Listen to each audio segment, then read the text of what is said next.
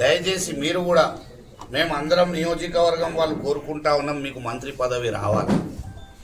మీ మంత్రి పదవికి మేము ఎవరు అగేనెస్ట్ కాదు, ఇంకోలు కాదు. మీకు మంత్రి పదవి వస్తే నియోజకవర్గ అభివృద్ధి అవుతుంది అనే ఆలోచన మాకు ఉంది.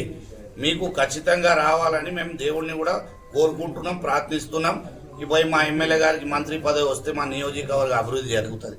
కానీ అది వచ్చే వరకు నేను అభివృద్ధి చేయను అంటే కూడా తప్పు కదా అండి. దయచేసి ఎమ్మెల్యే గారు అభివృద్ధి మీద మీరు దృష్టి సాధించాలా.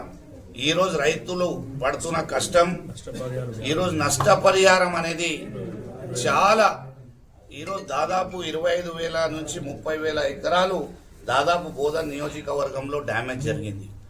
దయచేసి ఆ డ్యామేజ్ని ఇమీడియట్గా మీరు కంప్లీట్ చేయాలా.